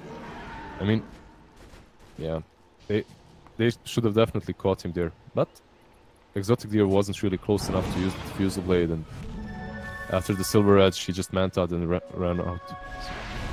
It's a nice dodge on the Spirit Lance. If they connect the Spirit Lance, he definitely dies there. Yeah. It's just... it's kind of demoralizing. It's like, okay, we almost had him. We almost had that Aegis. But now he doesn't even have to go back to base. He has a heart. Back up to full HP it is. It's the Doppelganger cooldown, by the way. So level 25 talent. We're stuck in our base. We can't get out. Yeah, we saw this before from new guys. Basically what they do is, but they're losing bottom. Yeah, so, Tal's already gone. Ritsu just standing. He doesn't even care. The break comes out. Nice man has to dodge out. The upheaval slowing him down. Hexed up as well. The BK being used, but there's immediately the Abyssal on the castle. The Horde coming in, trying to catch it. Bro getting low on HP. It looks like he's going to fall when he comes down. He can't do anything. He gets killed off. The buyback on Warlock. Can they find more? Brev forces the BKB just to move away from Nisha. He's starting to hit pretty hard. Exotic Deer on the back, but has to use his time up to deal with those illusions, but he can't chase through for more. Look for Milan now. Maybe they can get him. Chase him through. Hexed up, surrounded, and left behind. They'll find that kill, and Ritsu, he actually makes it out. Didn't even have to use the Aegis. But you guys, that's kind of an awkward scenario. You want to have to use that Aegis. You don't want Brawl dying. New guys with high ground defense, one more. Like, these guys are high ground defense masters, it seems. Every single high ground defense, they come in front. Yeah, they did lose the tier 3, but the way they played that, like, they went on to the Spectre, they brought her mana so low that she was kind of irrelevant in that fight, and then they just turned their sights over to Brawl, who was shackled. And small mistake from him, well, not so small because he died because of it. He didn't have cheese in his inventory, so he had to swap out the cheese while he was Yuled. Steel cheese was on cooldown for 1 more second. And because of that, they Now just they're in finished the it base. before he was able to use it. Yeah, they're Nisha. gonna find some buybacks maybe. Oh, this Lincoln. He's hitting on this tower pretty hard. They can't really afford to let him do this. Meanwhile, in the mid, jump in, exotic deer, going on a Ritsu. Maybe they can pop the Aegis once. Shackle shot through. My God, the frame rate Ritsu getting low, but he'll still live. He'll be able to move away. No mana to work with, which means he can't look to chase. Exotic deer forced away, but Shadow Word means that the Malady doesn't do too much. And he but dodges the bottom most of tower. Nisha goes back in. Hit and run, and he actually forced out the death ward from Kid Track. Debated. Whoops. They almost lost the tier 3 mid as well. Yeah, they lost the tier 3 bottom, and because of that, the shrines are open. They can go for them. But there's a DD on the bottom lane too, which they do not see yet. But should be able to scout it if he goes a bit. Yeah, they see it now. And they see the ward as well. So now there's a bottled double damage rune on the Weaver. I like how they don't even give Ritsu his wish. He's like, just kill me. Just go on. Throw everything on me. Get rid of that Aegis. But instead, they just ignore him. As soon as he runs out of mana, they just walk away. And the Aegis has finally been reclaimed. Yeah. Speaking of that, Aegis, it's out. But he has 2 refresher shards now. He can still go in and die. There was this one play a long time ago when Spectre was in the meta. You would go in, you would die with the first haunt, and then just buy back and use the refresher. Go in again with the haunt and just clean up. So, he can still do that, but it's very hard for him to die, even if he wants to. Like 3.5k HP with 38 armor. This guy's a beast. I feel like next time they need to give that Aegis to Brawl. Yeah, he's definitely the easiest target for new guys to just focus on and clean up. I mean, actually, Shivas, yeah. even Forev has more health. Yeah, a Crystal Maiden has more HP than you. It's also, he has a Ghost Scepter, so they can't easily even go on to the CM instead. Yeah, well, Brawl does have Shivas and Yules, so that kind of helps, but not a whole ton. Like, he's been dying fairly easily so far. Smoke Up actually coming out from new guys. They're sick of sitting in their base. They want to make a move. They're making a move. They might scout Maybe out they get Ritsu. He's alone in his base. This would be the best thing that they could find, actually. And they're moving bottom. Like, they just might... This would be a disaster for Wind and Rain. No one's shown on the map, so he's already reluctant. He just sends the illusions out to clear this. Yeah, great play by him. But there's a Silver Edge TL scouting him out on mid. He sees him. They move in the shackle shot as well. Ritsu may have made a mistake. He's surrounded on all sides. He's going to run out of mana fast, and he's just hexed up. He can't do anything. He will fall. Get the kill. On the other side, Prowl forces the BKB, trying to stand a fight. Nisha with the double damage does scare him, though. The Orn does come out. Moving in. Ritsu looking to do something here, but can he do enough is the question. He's got the second horn. They need to actually make a move right now. In the center, they go straight for Patros. They get rid of the slash burst. Miller move forward looking for more. Actually guesses wrong as he just clubs onto one of the illusions of Phantom Lancer. And the Hex coming out just so Patros can escape here for Brawl moving forward. He is running this down. The Shivas will clip and Patros will just be found by Brawl. No, he can't get involved. The blink away, moving out. Looks like they're going to make their escape here, but off the back of that, they do lose that Weaver. And now they've got no Warlock available. He hasn't got buyback, which means you've got no rock for this defense, and they are ready to hit high ground on the side of Wind and Rain. Do they have... They don't have the fort, or do they? They have the fort, so they can use that, and Weaver has buyback, so... And they have that pesky doppelganger. Oh yes! How did we forget about this? You want to get in our base? Man. Good luck. You wanna push high ground? First kill this... yeah, infinite amount of illusions that I'm gonna throw at you. Let's look at that. Yeah, that's balance. Pure balance right there. Careful, Liz. We already used our quota of screams of imbalance up when we talked about the Storm Spirit Chen combo. We can't Storm and Chen. Yeah, we can't just overdo it. We can talk about the fact that PL it's maybe a little bit strong. I think a lot of people have agreed that Doppelgang cooldown is insane, but because the critical strike is so good as well, it's kind of in the scenario of both of them are actually insanely strong. So if you nerf the Doppelganger, suddenly it's always just going to be critical strike, which is something we try and avoid, because that was a big concern for a lot of talents for a while. They've done a better job recently, but there's still a few in the game where it's like, oh, why would I ever take that talent over this one? Yeah, these talents are kind of balanced. Right now, well, we've seen Exotic Deer at least take Doppelganger more often, but I've seen some other players completely disregard that talent and always go for the 30% critical strike. I still like the Doppelganger more, because it just makes you so much harder to kill. They're getting ready to go They here. are on the high Smoke just ground. came out from new guys. Cattle walks inside and gets hexed up. The horn's going to be light strike rate. Cattle already dead. In the middle of the fight, looks like they're going to jump in. Get rid of Alistair. The buyback comes out from Windrage to Millen. He does get hexed up. He'll have to give his life a return. But on the other side of the fight, they just try and chase down. Looking for kills. The enraged get out from time. Will find more for Millen. But not long enough for him to escape. He's still going to fall to Nisha. But they force the buyback on the Wind Ranger. They do get 2, as they did get the Warlock as well. They'll look to retreat. They'll be somewhat happy with that. The Haunt was expended, but 60 seconds until it's available again. The Haunt was used, and the Rock was used too. So the Rock is... Right now, the cooldown of Rock is much higher, so...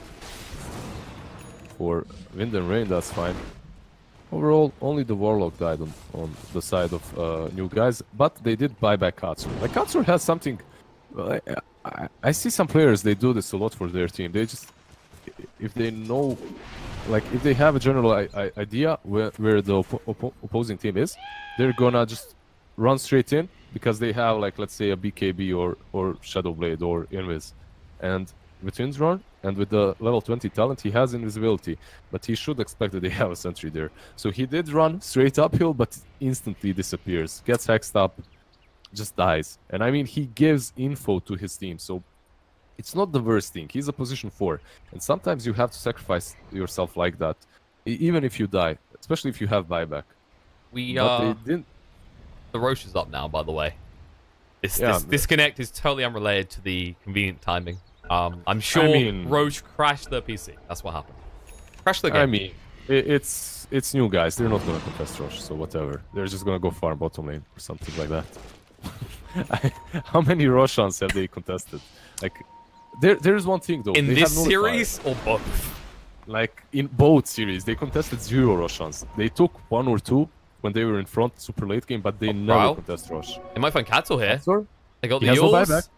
No, he missed the opportunity. Going to move across now. Then we'll go for this. Katzel saw him for a second. Now they're going to move in the Hex coming out to Brawl. He may have made a mistake. The Shackles got land. And the Life Drain plus the Nullifier just to ensure that no one intercedes on the behalf of Brawl. And suddenly they'll move forward towards the Roche pit. This is now theirs to claim. Now they can go for it. Unless Lina buybacks. She did. There we go. But can they do it quick enough is the question. Nisha in the pit, maybe. Nah, this is too slow. They're gonna contest this for sure. The dagger goes in. Oh no, they're gonna move across. Rev has the freezing field available. The Haunt's gonna be used on the back foot. And what a time for a pause. Question marks, ladies and gentlemen. What's going on here? I mean, Wind and Rain, man. Wind and Rain pauses right here. So which person do we jump onto with this Haunt? Oh, hold on a second. Elder Sash is over here on his own. I mean, man, like, these guys are... these pauses, and now they all... The whole team, guys! There was no delay. It's just that, you know, the delay was there. They actually did crash. There wasn't them talking at all. They all gathered around Lina right now. She's the only one in, you know? And then they're like, alright, we're all disconnected. Let's decide on this screen where we're gonna go. Oh, man. They've been... their pauses have been questionable, right? Like, ever since the TI qualifier, those after draft pauses. They became notorious for them, yeah. Yeah, but overall, yeah, I don't think this is on purpose, definitely. Especially as you're using Haunt, you want that element of surprise. They're going. Gonna look to jump in. The Millen says, thank you very much. The pit will belong to us then.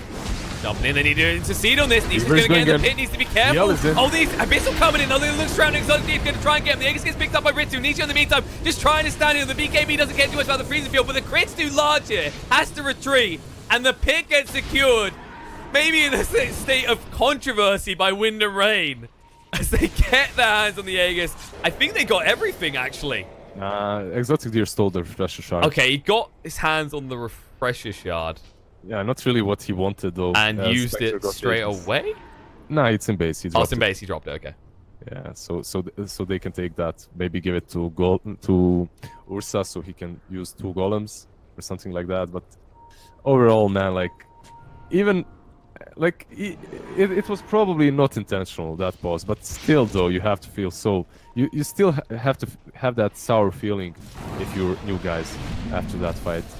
Just because of that pause, nothing more. Nisha, Oh, they the see him, a yeah. pistol, they'll actually find the Hex as well, the Hawk come through, they drop the Golem right on top of them, but the Laguna just shotgunning through the Weaver, they'll lose Brian in return, Ritsu just gonna stand by, the buyback's coming out from both the Weaver and the PL looking to fight, and Millen is gonna be left behind, they can't get him out, every time this bear just has to sacrifice his life, they chase him for more, they'll find Kid Track as well, Cat's right on top, no trees to shackle shot him to, but we'll slow him down long enough that the rest of them catch up, and Nisha will just melt through him. They do manage to get Spectre out, but bot lane as well. Yeah, buyback There's has no to come buyback out. on Lina. There's no buyback on Lina, and that's maybe a small opportunity for them to push in. There is still this Aegis on Spectre, and that's very hard to deal. There's another problem. They bought back first, so you're always at risk from this. How much they want to commit. You know what? Screw it. Exotic Deer says, let's go in. Why not? He's so damn tanky. He's as tanky as the Spectre at this point. Nisha, being a good boy and carrying away that cask. They can't really play the safe game any longer. They need to go for these Raxes. Jumping in, buyback coming in from Millen, wants to get involved in this. Exotic Deer already got one set of the racks on the back foot. The Abyssal coming out, trying to get the kill on Nisha. The 4-star plays good. Now the nullifier around Millen. He may went a little bit too deep. The refreshing coming up from Patos. He wants to get involved in BKB. They drop the rock on top of Ritsu. They interrupt the freezing field. Now Millen's going to pull first. Ritsu disarm. He can't do anything here. He's surrounded, and this could be huge. It looks like these guys are going to do it. They'll pop the Aegis once. Can they do it twice? They need to buy a little bit of time here. The golems are in the base. They shouldn't back off. Disarm coming out from the Grepify Ritsu. They need to go now. This is the best opportunity. The BKB coming up from Ritsu. Patos may went over a little bit too hard there. He couldn't get the Hex out in time. They had no vision. He doesn't have buyback. Is he just going to be satisfied by this? Apparently so. Like they're so scared right now. They haven't got buybacks on the rest of them. But the bottom lane, you still have 20 Oh, God, come on. This is a huge error. They could have got at least 2 lanes here. They know they can't get mega creeps because of the tier 2 top, which Nisha's maybe going to go deal with now, but that was the best opportunity to end this game yet. Yeah, I mean, they maybe that's a stretch. Ending the game is a stretch, but taking this bottom racks, definitely. Even without Pugna. Like, Pugna, he could have ported out. Like, he could have bought back and ported in with the travels, but even without Pugna, there's no BKB on Spectre. They definitely could have went bottom and taken that racks. They better safe than sorry. They are being a bit careful there, though. And for like, if he blinks in, hexes you, BKB into freezing field, he does a lot of damage. And you do not know if he has the freezing field on or not. And the frostbite duration is actually sick on him right now. When he frostbites you, you're rooted for 4.5 seconds. That's a huge deal. That level 25 talent from the Maiden. Absolutely. If they don't have the BKBs, it's a lot of risk. And, oh, here we go. Nisha's actually picked up an Aeon Disc. So, someone a little bit different.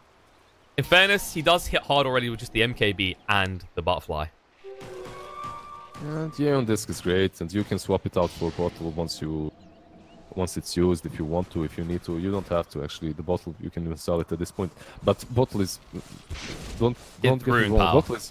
Yeah, the bottle is great, because ever since the change for the 40-minute runes, 2 runes are spawned. Basically, you can win games late game off of runes. You get favorable runes, you get like an arcane rune or a double damage on this Weaver, and you can just push or take a good fight. So, new guys, man, proving to us that it's not just the Brood that won them that first game, because they're playing all right here. Like, all those buybacks that they used them well, and they did take that racks on mid. Well, they didn't get the bottom racks, but still, they're in this game. They haven't given up yet. They have no reason to. I mean, you look at the net worth. Yep, new guys, they've got a good shot at this. Slight dip back towards the end, but suddenly, for a long time, we've just seen them holding against the onslaught Winter Rain, but suddenly we see how quickly they can take the side of Winter Rain's base if they get a chance to reach high ground. Yeah, the thing is, this Phantom Lancer, he had his nullifier, right? He's had it for a while now, and he has that Orchid now too, so he's gonna be able to basically doom a target. Nullify plus Bloodthorn, once he gets it. I mean, even Orchid right now is good enough. Oh, bottom lane. He just takes those illusions right in front of Ritsu. I mean, you want to take illusions away from the Spectre with Radiance, because she can just push off lanes all the time with those. So, pretty good. Pretty good. A little bit risky, though, because Millen, he could be lurking around, and we've seen what he does already, dust Abyssal instantly. Oh, he saw him. Like, Millen even saw him take that, so he couldn't really catch him. It's just the fact that Nisha is running around with 750 movement speed. It's not really something you can deal with very easily. Well, I mean, like we've seen it before though. If Nisha does get hit by that Abyssal, he almost dies every time. He needs backup. Like he needs a decrep or he needs a rock to reset. It's like this is the nature of Weaver though. Like if you get locked down, you can't stand a fight. You have to just be elusive. Well, this Aeon Disc is gonna kind of help with that fact from now on. He didn't have it before, so from now on, once they try and go all in on Nisha, he's gonna be able to just Aeon Disc and run away, use his ulti or Sakuchi to get out of the bad spot. So they have that. Like they have ways. Like they itemized properly and they have ways of dealing with the aggression coming from Ursa and Lina. Heroes that just blow you up so fast. And this Lina with the Daedals, like she deals so much damage in seconds even. And we have Ritsu going in front. The rest of his team is smoked up behind. He's just waiting, basically. He's a little bit too hard to push on. They need to actually find Brawl. Brawl's been the solution. If they can eliminate him first, they flip these fights every time. Basically, they know. New guys, they don't even want to try and go on Ritsu. They are 100% certain everyone is behind him. And they're right. Fair enough, Millen. They spot him. The Hex coming out straight away. Can they get him quick enough? The Zap through. He's already on a half HP for starts as well. He can't use the erase, but they jump in the Elnif. The Hex coming out. They drop the rock, and it looks like they'll get the kill for Rev. Ritsu trying to stand and fight. The break on top and the nullifier as well. He needs some assistance here. He's surrounded on all sides. He should just be ran down. No one wants to get involved in this. He'll finally kill the Pugner. He'll give his life a return. The buyback coming out straight away. The Horn as well needs to get low on HP because of the Maledict. He'll jump in on the other side. Exotic is the next target. One more proc of that Maledict. He might actually just pop by himself. He can't slip through this doppelganger. He dodges out. He'll be fine. The Hex comes out of Brawl, so he can't pursue further, but they keep Exotic Deer alive, and with it, their hopes of taking this second game. They are pinging out Rosh instantly, but the Rosh is not up. They don't have that luck. They don't have that luck. Rosh is not going to be up soon, so... Like, they instantly pinged it out. Like, let's go back. Let's try to sneak that Rosh away from them while Nisha is dead. Katzor? Oh, Katzor. This fine. is brave. Hex coming out, trying to move through. Shackle shot won't connect with Ritsu. The BKB comes out. Katzor's made a fatal error. The Decrepify doesn't matter. It's going to burn out to the Radiance. The other side, though. Time, Witch Doctor dies. Yeah, Kid Track gets dropped by the Golems. He has no buyback.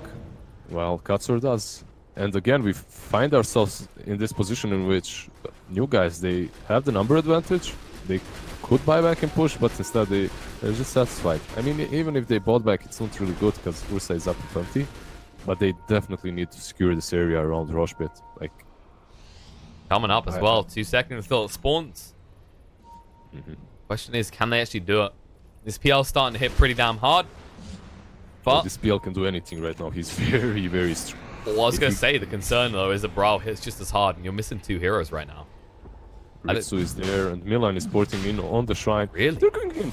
They're just doing Rosh again. Alright, why the not? guys just tips their hat. They're like, okay, you want it? Go for it. We'll just go ahead, push the lanes in a little bit. They never seem to learn their lesson here, and as a result... Are you guys really going to let this happen again? They're going to. I'm just amazed. This happened.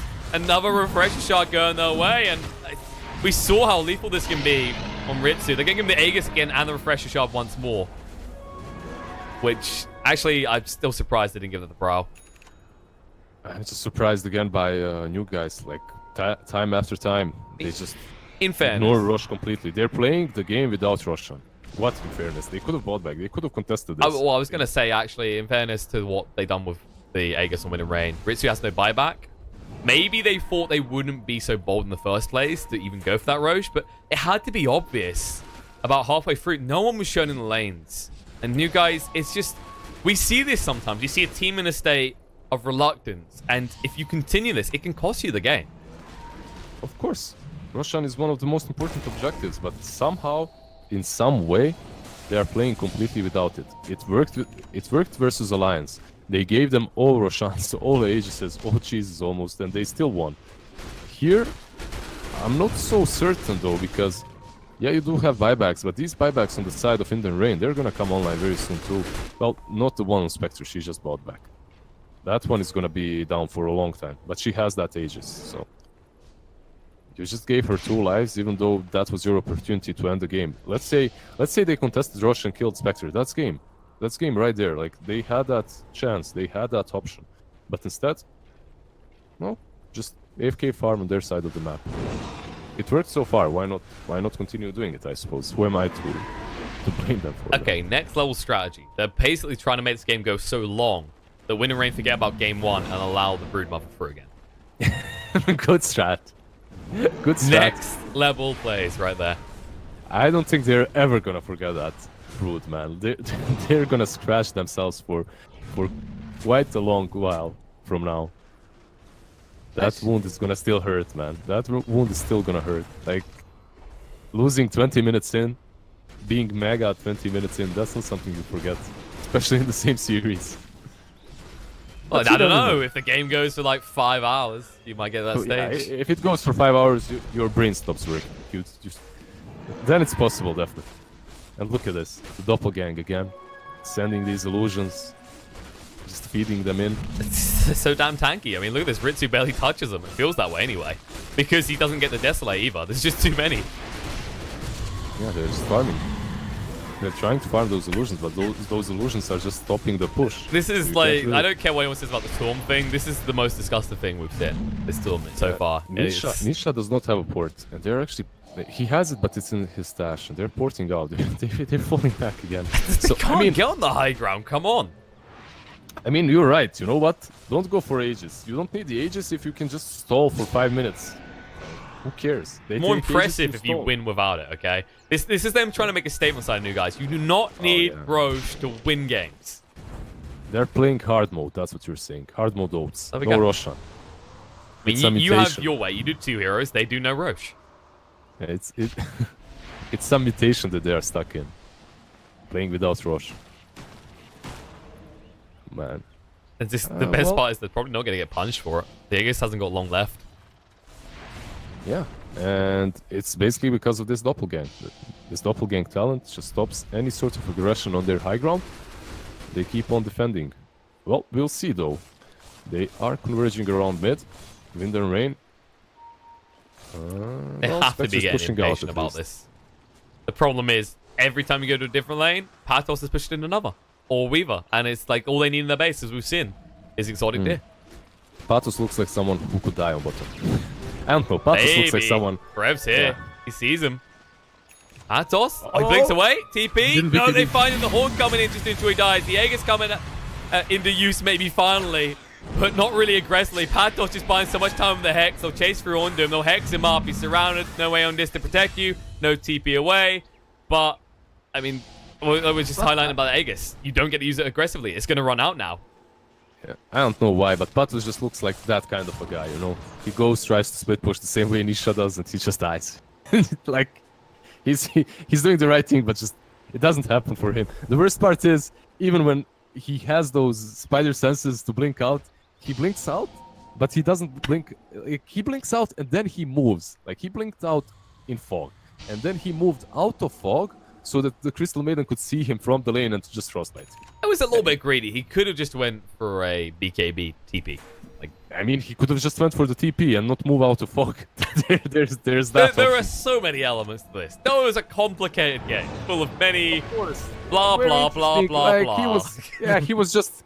He thought that someone is gonna blink after him or something like that. It's just the next level play that I can't really wrap my head around it. That's what's happening. Okay, the Aegis got reclaimed, but they're gonna try this again. Alright, let's go. Round 58. Shackle shot. They actually picked on the Ritsu here. Silence up as well. Gonna try and do the damage. Hex coming out low to try and protect him down to half HP already. Nisha has to move away. The Onus does get proc. Ritsu's still on half HP. The Horn's gonna be used just to zone them out and force them away.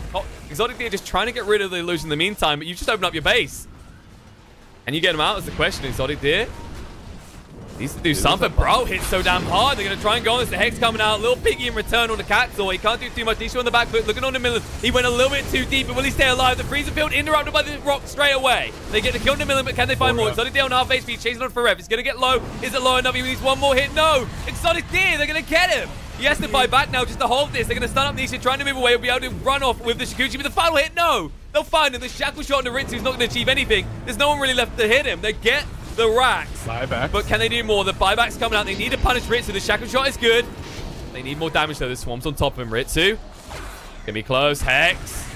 Oh, the clap coming out. Miller just trying to create that solo space. They'll jump straight back in. Nisha If they get him here, they might have this. The buyback comes out. The wind rage. He needs to get involved. But the Hex there is on the Brawl. He doesn't even care too much. Patos falls into the BKB, just trying to stand his ground on the back foot. He will look for the life drain. He'll find Kid Trap, but Millen going even deeper in the meantime. This Ursa just creates so much space. They'll jump in with the Nullifier, but now the rock gets dropped again as Warlock finally drives. The Shackle Chop through is good. Brile, they might fight him this time, and Ritsu all alone now. That might be it. That's all they need. Millen go on the back foot, find the kill on the Patos. The buybacks are there. Brile getting involved once more. Millen, is he finally going to die? He's got the enraged spell again. He'll stay alive. They're going even deeper. Berev, Hex stop. They'll find him. Hex in return. Millen, he's going to die this time, or is he? He stays alive again. Exotic Deer can't be affording to chase this.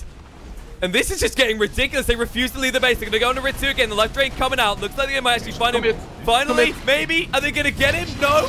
Hexed up. He's looking to move away. He just refuses to die.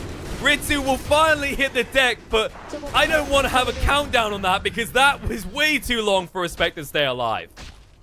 Everyone besides Spectre bought back on the side of Vinder Rain. And, I mean, kind of similar situation for the new guys.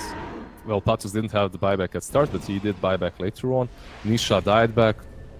Exotic Deer didn't though, right? Exotic Deer, yeah, he did as well. So everyone in this game basically bought back. And from this point onwards, it's anyone's game because of these buybacks. It's all about the next team fight. Well, Spectre still does have her buybacks, but that's huge. But Wind and Rain, kinda... Alright, wait, Exotic Deer moving into Kitrak. Kitrak does have that jump, he should know. Oh, they see him. He needs to move. Cancel going through the BKB once. If the Hex is going to come out this time, he won't be a little piggy. But Kitrak, he runs his ass back to the slaughterhouse. The one that won't actually turn him into bacon. All right, let's see. Do they go for Rosh? First time in this game. Let's go. First time in the series. Rosh, come on. Do it now. Do it now. This is the opportunity. Oh, that's There's a big piggy. Let's get it. Who likes bacon? I think new guys do. Finally, they get the guts to go for one Rosh. Like, I mean, that's because Spectre is dead, right? No other way. But overall, Wind and Rain, that bottom fight, they really showed new guys how it's done. Like, they bought back, they committed super hard. They're like 70 minutes in. They're like, okay, now we need Roche. We just want to prove the first hour doesn't require it. It did backfire for Wind and Rain, though, because now they're playing... I believe if Spectre bought back, maybe they could have committed to a fight around this Rosh. Very unlikely, because Crystal Maiden was dead. But overall, now they're on the back foot, because there's the Aegis on Phantom Lancer. They can go in. Time to friend the high ground again. It's already just jump straight up, proving that doppelganger can be useful in the aggression as well as on the defensive. Yeah, but much easier to def than to attack high ground, so... Spectre refusing to buy back. Brawl already used the Shivas. Forev trying to move in. No target for him, though. And Patos, let it begin. They jump in with the Haunt, though. Ritsu just going super deep in with the BKB. The BKB on Patos over there. They drop the rock just to control him up. But Miller moves forward. The Abyssal. They'll just shred through Pugna. Now Exotic Deer forced to fight. He's got the Aegis available. He's going to use the freezing field. The Shackle Shot's good, but not good enough. They can't connect on the Forev because of the BKB. Nisha on the side just will melt through this TM in the end. The Hex coming out in the Brawl. The Shackle Shot again. They might have the control. The Eondis does get procced on the BKB as well. Brawl looking to stand and fight, but Exotic Deer. BKB out. He's going for the Eondis again as a refresher is used, but Brawl. Can he stand against this? Actually, Exotic Deer's the one who needs to run. The Shackle Shot through is good, but they're still going to lose the Warlock again. The power shot in the middle, and they might be able to clean him up. And now Ritsu, Lord HP. If he dies here, this could be it. He does have the buyback available, but this could be costly nonetheless. Nisha going, and he wants this kill. Ritsu, instant buyback. He needs to defend this, but the golems are up, and guess what? They like to hit builds. The Hornet's coming out. He's maybe looking for a target, but who are you going to go after? Nisha. He's low here. Jump in, Shikuchi, the dagger. This is going to be close. Can he stay alive here? No regen rune, but he's still far enough away. And you still lose your range racks, your melee racks. Actually, might fall as well. They're going to get it. There's no way to stop these. The magic immune golems. It's going to be close. I think they've got just enough damage. Yeah, they get through it. The crits, RNG favors you, Brawl. But my God, you're teetering on the edge here. You've got 2 racks left in different lanes on the side of Wind and Rain. And they've expended all buybacks. Suddenly, neither team maybe want to make too ballsy of a move. It makes you wonder if Wind and Rain will be forced to try, though. I believe if you are new guys, you just wait now. You just wait for 3 minutes for your PL to have that buyback. And after he has it, you go in. Unless he spends his gold and buys shards right now. If he doesn't, I think you just wait for the buyback. Your Weaver is also on a 3-minute cooldown. 2 minutes and 30 on the PL. So that's definitely probably the safest move. But instead, they're going for Kitrak. They want him. Witch Doctor shoot himself. Lursorb goes out. The BKB used by Nisha. Decides against it, though. There's way too many people nearby. He'll just retreat with the Shikuchi. Yeah, you have to be careful. The Crystal Maiden running with that Shadow Blade and Hex. She can always catch you. Man, what a game. What a game so far. Like, so many buybacks. All the games. What a set of games so far. All 3 games so far, over an hour. We were having pretty quick finishes throughout this tournament. And the final day, no one wants to give up a game, other than that first game of this series. Yeah, other than the Brood game. Yeah, other than the Brood game. This is a Brood game. What do you expect? The buybacks on the side of Wind and Rain, they're kind of not as good as New Guys. New Guys are going to have them earlier, and Spectre is going to have the slowest buyback back. Like, it's all about these buybacks right now. All that matters. So as soon as they have the buyback, I think they smoke up on the side of New Guys, or they just go and try to get some kills, some pickoffs. That Pagna died so fast that last fight. Man, she just got shredded through. And if she survives, if she manages to use that refresher shard, maybe 2 hexes, 2 Dagon 5s, that's so much damage. She can blow up this Ursa even. I think the words we're looking for are nullifiers, because that's what you now need. Ursa's building into one. I mean, yeah, 75 minutes in. And so CM. And Rain remembering that nullifier is an item. That might help with the Elendis. Yes, maybe Pugna dies even quicker. Maybe we even manage to find kills on the Weaver before he can do anything again. Yeah, that nullifier definitely helps. And Exotic Deer has been hanging on to his for quite a while now. The Bloodthorn helps too. So basically he has the Doom. The Silver Edge, the Bloodthorn, and the nullifier. Completely shuts down anyone he goes on to. This is what we want to see though. PLs, typically the mistake we see them make is they get tanky, but they don't really deliver enough. And it's not just about the damage. The nullifier plus the Bloodthorn is just the full control. You can guarantee a kill on almost anyone. Here we go. He has the buyback, man. The buyback is on in 20 seconds. So PL is going to have the buyback in 20 seconds. Pagna is not going to have his. Nisha also not. So, alright. So only PL with the buyback right now. They will look to throw him in first, I'd imagine. They've got the Silver Edge available. They want to charge for Millen's waiting here. Patos will reveal. Need to be careful. They blink in, but blink away. The Haunt coming out. They do use the big gaming time. Light Striker Ray won't connect. And on the other side, fight Nietzsche. Already has his Elendis proc. The Haunt does go down for the Laguna. They get rid of Forever Ready. Now, Brow, he's going to run out of time with the Elendis soon. They need actually aggress on him. The rock gets dropped again. Can they get on top? It's a good question. Shackle shot is good. Millen can't get involved. Meanwhile, on the other side of the fight, Nishi's getting low. He might actually pop here. They're going to kill him. 100 seconds on the sideline. He doesn't have buyback available. Exotic needs to get back in this. Millen surrounded, and he will be left behind. They can't get involved in this. The buyback comes out straight away. Ritsu, no mana to work with. He just wants to get out of here. Millen the clap again to make sure no one is chasing. The Golems, they're just going to run through, but this time they can't hit onto any buildings. Yeah, this isn't great. Top is pushing, and they have to go back, and Weaver does not have buyback. Because of that, they're lucky. The rush isn't. I mean, it's not just luck. They know exactly when Rush is going to spawn, so... I mean, they have the timers. So it's not like they haven't planned for this. But overall, not so great for them. Not so great as they smoked up. And it's a good idea. They have the buyback on the PL and the Wind Ranger. But perhaps they should have went around. As walking straight uphill like that is always dangerous. It's always hard. They did get Forever, and they did get Millen. And those two had to buy back. So they did force those two buybacks. And the next fight, maybe...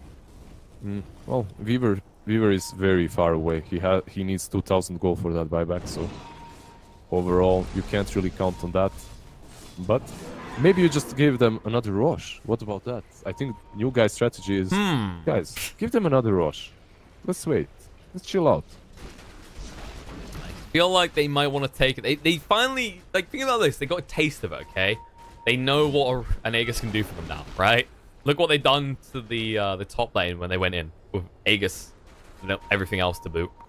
Oh, look at this. They're actually sending illusions. They're checking for this rush this time. Scouting it. They're not going to give it away for free. Power shots too. Wow. Nice.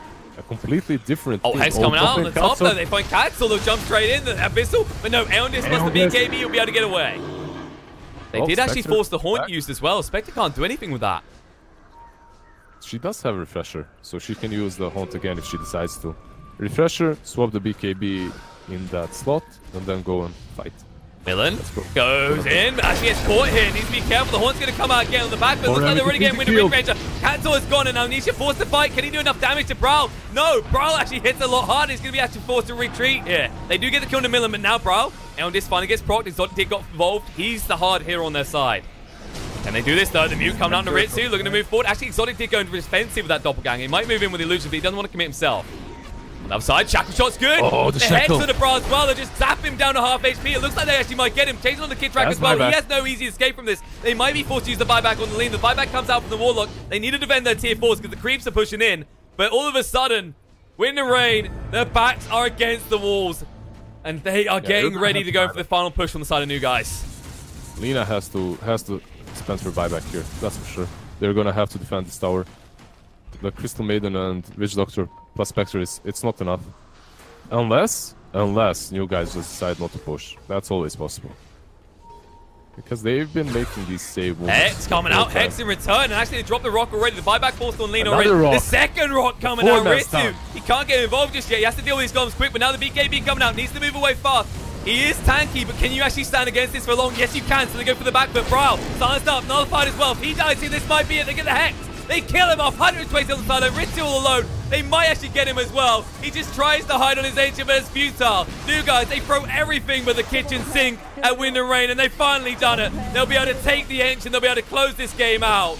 And going into game 3, most people were expecting Wind and Rain to be up by now, but New Guys 2-0 in the end.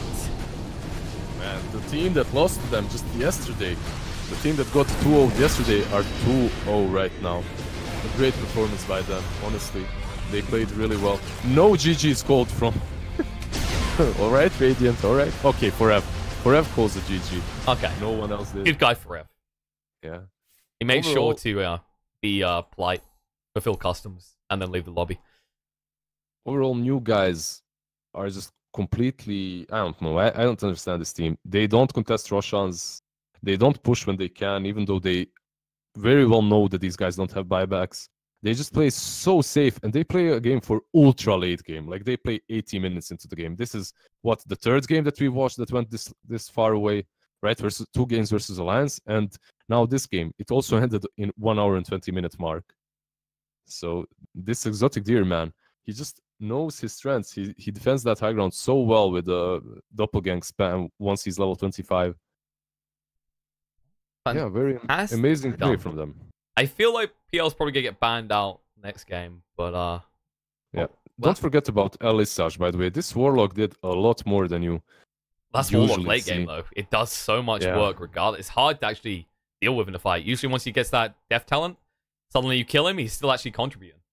Yeah, it's like Undying, right? He drops the tombstone on that. This guy drops the rock on his death, and also they're magic immune. So it's very hard for Wind and Rain to deal with those rocks.